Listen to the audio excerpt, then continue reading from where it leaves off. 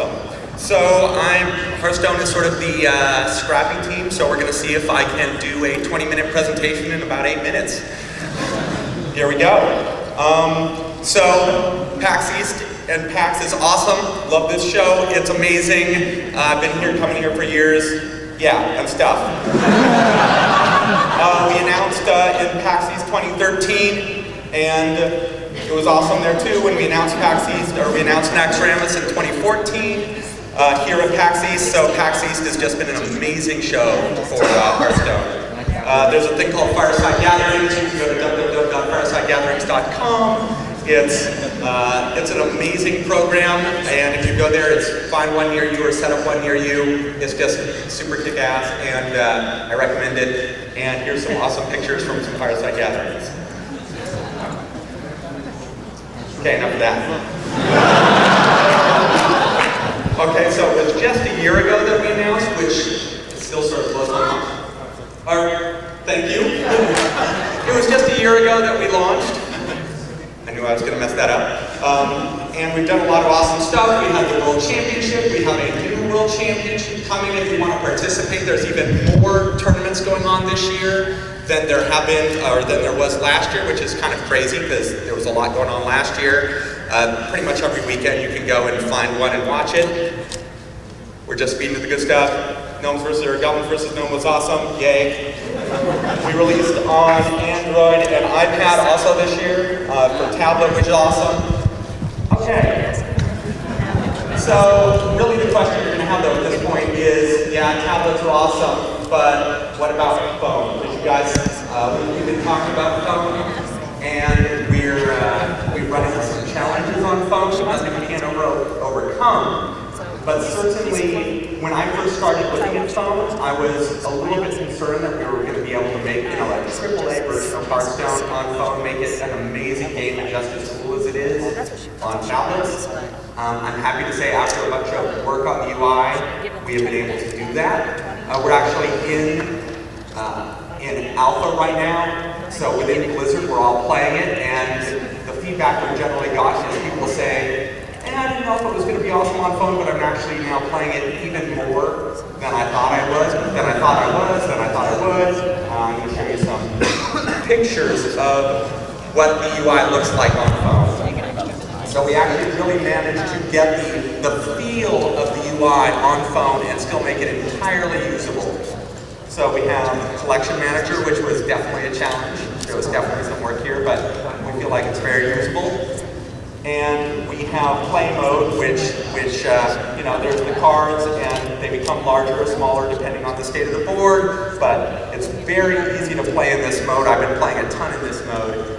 And one thing to mention here is that if you're playing on phone, your account is the same as if you were playing on tablet, as if you were playing on PC. You're playing against the same people who, you could be playing on phone.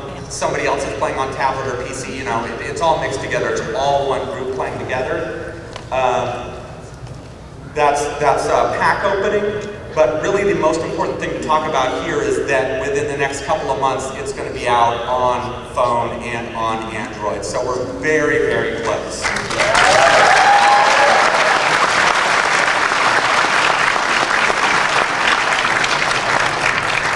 So iOS and Android phone coming very, very soon.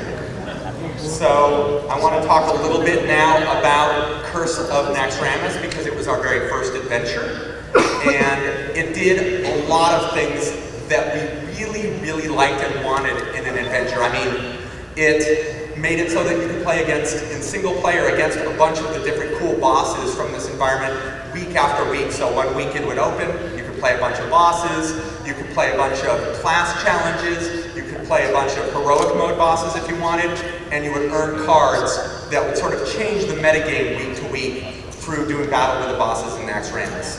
And we really loved how that worked out, and we really loved actually exploring the space that Naxxramas was. It was a well-loved space in Warcraft, and we got to explore it further.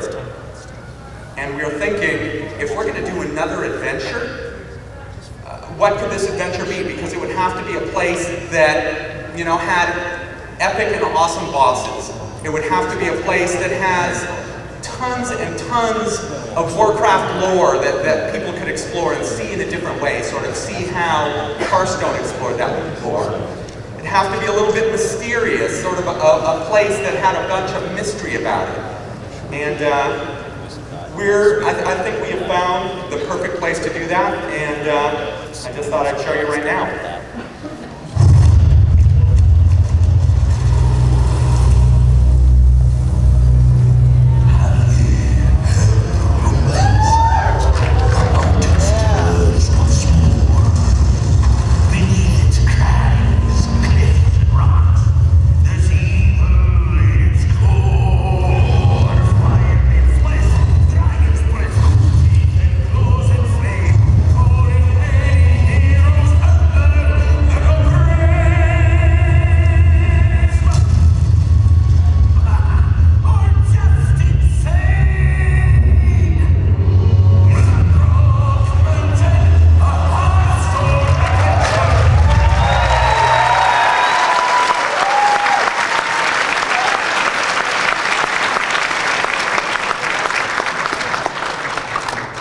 Some of you had no doubt guessed, Blackrock Mountain is going to be our very next adventure.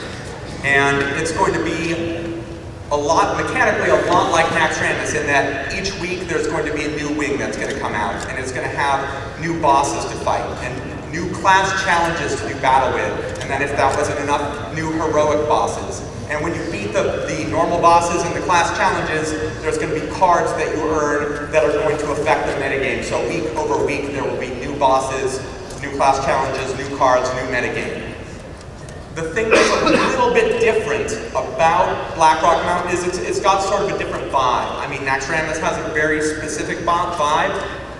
Blackrock Mountain is all about sort of two epic forces, villains that are inhabiting this place. On one hand, I want to talk sort of a little bit about the beginning, where we had this mountain, we have these dark iron dwarves who are living in this mountain, and they want to increase their power. So they think, we got a great idea, we're going to summon this Fire Lord Ragnaros, and he's going to work for us. That'll be awesome. And that didn't work out entirely as they planned, in that he showed up, enslaved them, and brought a bunch of his fire buddies to hang out in the mountain and sort of tell them what to do. So the Dark Iron Dwarves are still there, but it's really Ragnaros running the show in the molten core of the mountain. And he has the same goal that, you know, a lot of epic villains do, and that's, of course, to take over the world. There's only one thing sort of standing in his way. There's another force in the mountain. There's the great dragon, Nefarian. And Nefarian sort of rules the top, the upper spire of Blackrock Mountain, and he has his Blackrock Orc buddies and tons of twisted creations that he and his alchemist has made to aid him.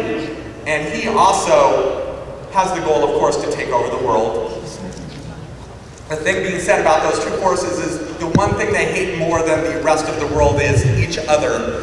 And so they spend most of their time fighting each other. So what you're going to do is get involved in this struggle and start out by helping Nefarian, going down to have a little chat with Ragnaros to see if you can convince him to, well, probably die, actually. So in the mountain, you're going to see, you know, fire elementals and all the fiery buddies of Ragnaros. You're going to see tons and tons of dragons. You're going to see all of the bosses. Well, I shouldn't say that. You will see a number of the bosses that you've seen from various dungeons and raids if you've played World of Warcraft. So tons and tons of these characters will be all throughout the mountain and all throughout the Blackrock Mountain adventure. We are going to have 5 wings. There's going to be 17 bosses that you will do battle with. The first wing is Blackrock Depths. That's the Dark Iron Dwarves there on the left. They are going to be the first line of defense for Ragnaros, trying to stop you from getting to him. And so you're going to do battle with these Dark Iron Dwarves on your way to the second wing, which is, of course, the Molten Core, which is where Ragnaros lives. So the question is, what does one of these wings look like? Well, week 1, when Blackrock Mountain releases, is going to look like this. These are going to be the 3 bosses that you will do battle with. That being said, when you think about bosses in Blackrock Mountain, sometimes it's the mountain itself that is the villain. So in this case, the first boss, while it's technically Corrin Direbrew, it's actually the Grim Guzzler is the boss. It's the bar where the Dark Iron Dwarves hang out and drink. So there's always a bar fight going on down there. There's always guys from all over leaping into the fight, and sort of his hero power is about that when you do battle with him, where guys from both your deck and Corrin Direbrew's deck are going to be constantly leaping into the fight just on their own. And you're going to have to build a deck around that to sort of defeat that mode of play, or that way of facing an enemy. You'll then move into the Dark Iron Arena, where you'll battle tons of legendary minions from all over Azeroth if you want to fight your way through it. And then finally to the Dark Iron Emperor, who is the last boss on the end of the first wing on your way to Ragnaros. And of course, when you defeat each of these, you'll get a card. When you defeat all of them, there's a legendary card at the end of the wing, and then there's more cards for the class challenges. This is what the new board looks like. And I'm actually always kind of blown away whenever our artists give us, a new board, because each time I look at one of the boards and I look at the clickables that they put in the board, I sort of think that the new board is my favorite board, and this is no exception. You're going to be able to upgrade weapons as clickables on this board. You can summon dragons, you can play with runes, you can mess around with the lava. There's a lot of fun stuff to do with this board. So yeah, just playing with this board makes me happy. It is pretty awesome. So you're probably saying at this point, all of this is cool, I'm excited about this, but tell me about some of the cards that are going to affect the metagame in new ways, because that's really the heart of the Blackrock Mountain adventure. And so of course you're going to see several cards that are related to the Dark Iron Dwarves. Dark Iron Dwarves are sort of core to the Blackrock Depths experience, and you're definitely going to get to play with some of those cards. The first is the Dark Iron Skulker. This card is based around the idea, it's a rogue card, and it's based around the idea that the backstab ability rogues have is awesome, and wouldn't it be more awesome if rogues got to backstab, everybody? It's, from the metagame point of view, it's pretty interesting because it gives you the ability to drop a card and deal with a rush that's going on if there's a lot of low-cost stuff coming at you, and also leave a minion on the table to carry on the fight. So it's going to be interesting to see how this affects the rogue metagame. We have another Dark Iron Dwarf, the Grim Patron. So whenever he takes damage, another of his buddies jumps in. He's sort of like embodiment of the Grim Guzzler bar. So you can imagine playing this guy on the table, pinging him for one, okay, there's 2 of them on the table, playing Whirlwind, okay, there's 4 of them on the table, and very quickly you can overrun your enemy with just this guy. So he is pretty amazing for that as well. The heart of this adventure, though, is all about dragons. So we love the idea of dragons in Hearthstone, and we love the idea that, hey, I put, a Nixie, or I put a Sarah, or I put Alex Strauss in my deck, but you can't really build a full deck around that idea. And we wanted you to be able to not just put that card into your deck and have it, be a finisher for whatever the theme of the rest of your deck is. We wanted you to be able to put that card in your deck and have it be all about dragons. So we have a bunch of cards that really support the dragon theme. We have the Blackwing Technician. And so when she comes into play, if you're holding a dragon, if you have a dragon in your hand, she gets +1/+1. So it becomes a 3/5 for 3, which is a pretty strong minion. She's also pretty interesting because when she comes into play, if she gets +1/+1, you're actually communicating to your opponent, hey, I have a dragon in my hand, and based on the metagame, your opponent may be able to figure out what dragon it is in your hand and play around that, or maybe you have a dragon they didn't expect and they play around something you don't have. So there's a lot of communication that goes on here as well, but I definitely expect her to be one of the key pieces of a dragon deck. Of course, we'd have to have a dragon, or actually we have multiple dragons, but this is just one of them, for Blackrock Mountain. And so when it comes into play, it summons a random 1-cost minion for your opponent. So you think you can deal with it, but you're just not quite sure. But it makes for a lot of interesting things, and a 5/6 for 4 is very, very strong. It wouldn't be an adventure around Blackrock Mountain unless we had this guy, Ren Blackhand, the chief of the Blackrock Orcs.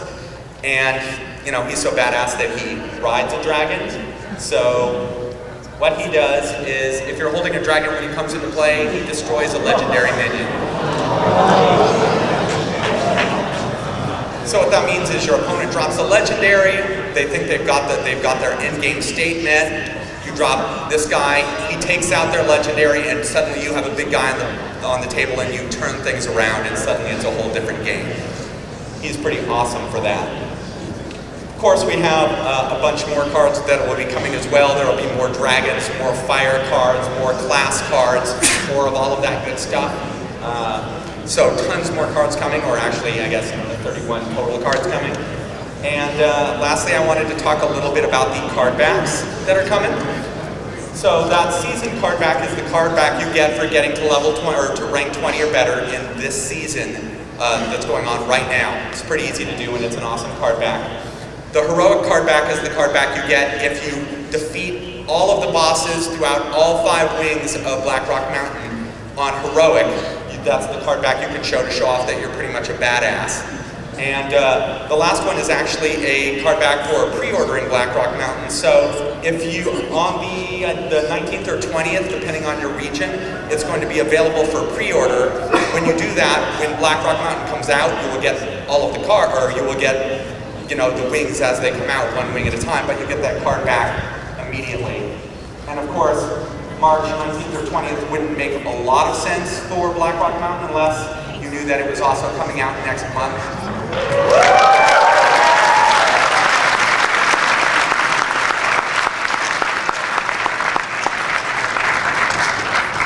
So next month you're going to be playing Black Rock Mountain, and we're looking forward to all of the crazy decks you guys make with them and all of your feedback about all of it. So that's it, and thank you very much for coming to the